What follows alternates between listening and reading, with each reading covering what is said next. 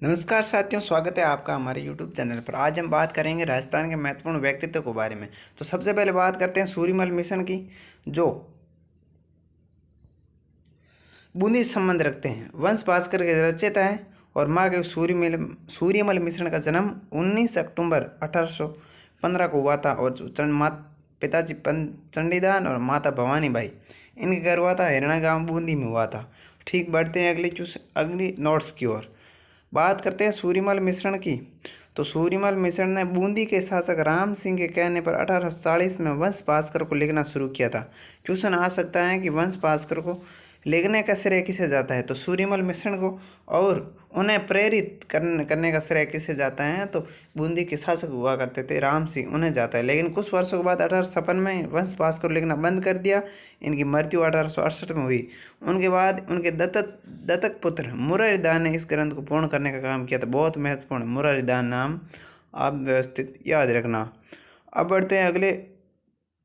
वंश भास्कर में सूर्यमल मिश्रण का मुख्य ध्येय बूंदी के आड़ा वंश के शासकों का इतिहास लिखना था। बूंदी में जो आड़ा वंश था उसके शासकों का इतिहास लिखने का काम जो है, इतिहास को उस ग्रंथ में लिखना इनका मुख्य उद्देश्य। फिर भी वंश का भास्कर में राजपूताना का ही नहीं अपितु उत्तरी भारत का इतिहास भी समाया हुआ है। बहुत महत्वपूर्ण ग्रंथ है, एग्जाम की दृष्टि से बहुत महत्वपूर्ण है। सूर्यमल मिश्रण ने वंश भास्कर, वीर सच्चई, बलवद विलास, संदोमयुग, राम रंजाट, सतीरासो, धातु रूपावली आदि ग्रंथ लिखे थे। ठीक, बढ़ते हैं आगे। 1857 क्रांति के समय इन्होंने अंग्रेजों के विरुद्ध उठ खड़े होने के लिए राजाओं से आह्वान किया था। महत्वपूर्ण लाइन। अब बात करते हैं जॉर्ज अब्राहम ग्रियर्सन की। तो जॉर्ज अब्राहम ग्रियर्सन का जन्म आयरलैंड के डबलिन शहर के निकट 7 जनवरी 1851 को हुआ था। इन्होंने 1912 ईस्वी में लिंग्विस्टिक सर्वे ऑफ इंडिया नामक ग्रंथ की रचना की थी।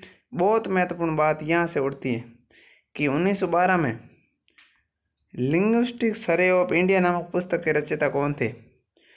ठीक, जिसमें भारतीय भाषाओं का विस्तृत सर्वेक्षण किया गया है। भारतीय भाषाओं का ग्रंथ इस ग्रंथ में व्यवस्थित तरीके से उल्लेख किया गया है।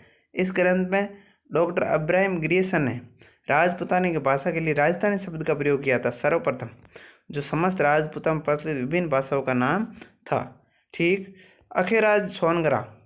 आज हम इस क्लास में व्यवस्थित राजस्थान के व्यक्तित्व के बारे में, जो महान व्यक्ति थे जिनका राजस्थान के इतिहास में महत्वपूर्ण भूमिका है, उनकी बात कर रहे हैं। तो अखेराज सोनगरा ये पाली के जागीरदार थे, जो प्रसिद्ध योद्धा होने के कारण मारवाड़ में रोटे राव के नाम से प्रसिद्ध थे। किस नाम से? रोटे राव। ये सुमेलगिरी के युद्ध में लड़ते हुए 1544 ईस्वी में वीर गति को प्राप्त हुए। ठीक, बढ़ते हैं आगे। अखेराज सोनगरा प्रथम ये सिरोही के शासक थे। इनके आगमन में बहुत तेजी होने के कारण इन्हें उड़ता अखेराज। कैसा अखेराज? उड़ता। बहुत महत्वपूर्ण लाइन है। उड़ता अखेराज कहा जाता है। खानवा के युद्ध में इन्होंने राणा सांगा की ओर से बाबर के विरुद्ध आक्रमण का सामना किया था। वेरी महत्वपूर्ण लाइन। हर एक लाइन से क्वेश्चन बन रहा है, महत्वपूर्ण तरीके से ध्यान रखिएगा। गागरों के शासक जो महाराणा मोकल के दामाद थे। Important lines.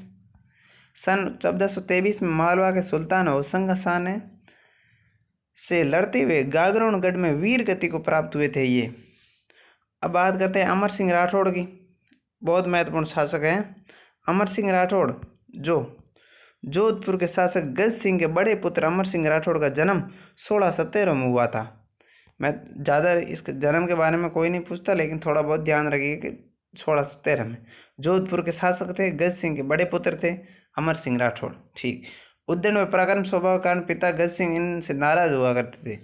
उद्दंड था और प्राकृत होने की वजह से थोड़े पिताजी नेगेटिव थॉट रखते थे इनके प्रति। अब देखो, 1633 में मुगल बादशाह शाहजहाँ की सेवा में चला गया था। बहुत महत्वपूर्ण लाइन। ऐसा कौन सा शासक था जो मुगलों की शरण में गया था अपने पिताजी से नाराज होकर? तो बात करते हैं तो सीधा आप कहेंगे कि अमर सिंह राठौड़। ठीक, बढ़ते हैं आगे। 1635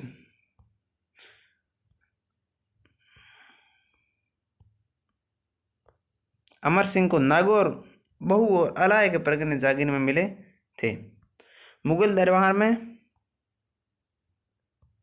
अमर सिंह के सम्मान के कारण अन्य सरदार उन्हें नीचा दिखाने की ताक में रहते थे। 25 जुलाई 1644 को मीर बख्शी सलाबत खां के गंवार के देने पर अमर सिंह ने शाही दरबार में उसकी हत्या कर दी, सिर अलग कर दिया धड़ से। मगर उसी समय अर्जुन गौड़ व उसके साथियों ने धोखे से वार कर अमर सिंह को भी मार दिया। अमर सिंह अपनी वीरता का कारण मारवाड़ में आज भी लोक नाटकों में, कला संस्कृति में पढ़े तो हम अमर सिंह का जिक्र जरूर करते हैं। अब बात करते हैं महत्वपूर्ण व्यक्तित्व, आचार्य तुलसी। अणुमत आंदोलन के सूत्रधार प्रणेता आचार्य तुलसी का जन्म 20 अक्टूबर 1910 को डीडवाना कुचामन जिले के लाडनू कस्बे में हुआ था। ये लाइन एग्जाम की दृष्टि से बहुत महत्वपूर्ण है, हर एग्जाम की दृष्टि से। 22 वर्ष की आयु में वे 13 पंथ संघ के 9वें आचार्य बन गए थे। नैतिकता के उत्थान के लिए उन्होंने 1949 ईस्वी में अणुमत आंदोलन का सूत्रपात किया था। अणुमत आंदोलन के प्रणेता तुलसी और इसे जनमानस को जोड़ने हेतु 1 लाख किलोमीटर की पद यात्रा की थी। आचार्य तुलसी का संदेश है कि इंसान पहले इंसान है, फिर हिंदू या मुसलमान है। वो जातिवाद का विरोध करते थे। आचार्य तुलसी अणुमत आंदोलन के प्रणेता। अब बात करते हैं अल्लाह जिलाई बाई। मांड गायिका थी जो जोधपुर संबंध रखती गायिका, जिनका केसरिया बालम आवनी पधारो हमारे देश उनका गाया हुआ प्रसिद्ध लोकगीत है जो हमारे राजस्थान में बहुत प्रसिद्ध है। 20 मई 1982 को पद्मश्री सम्मान मिला। राजस्थान रत्न से भी उनको सम्मानित किया गया और 1992 में उनका निधन हो गया था। Important LP. टेसीटोरी इटली का निवासी था। टेसीटोरी जिनका जन्म 1914 ईस्वी में भारत आए थे और जोधपुर पहुंचकर राजस्थान के चारण साहित्य के शोध कार्य में संलग्न हो गए थे। 1914 में भारत आए थे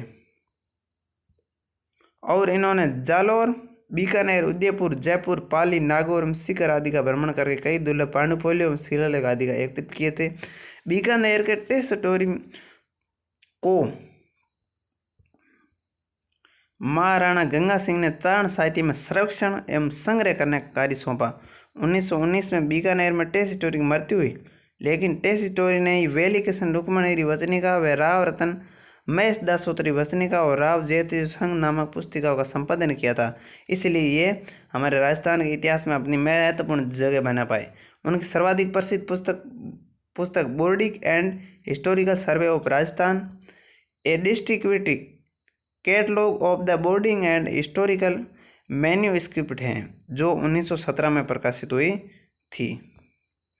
इसी तरह हमारे यूट्यूब चैनल पर बने रहिए और आपको महत्वपूर्ण तरीके से MCQ जो PYQ और एग्ज़ाम के जो महत्वपूर्ण सॉल्यूशन हैं उनके बारे में, इंग्लिश के बारे में महत्वपूर्ण क्लासें आपके सामने जल्द आने वाली हैं। तो बने रहिए हमारे यूट्यूब चैनल के साथ। धन्यवाद। मिलते हैं अगली क्लास की ओर।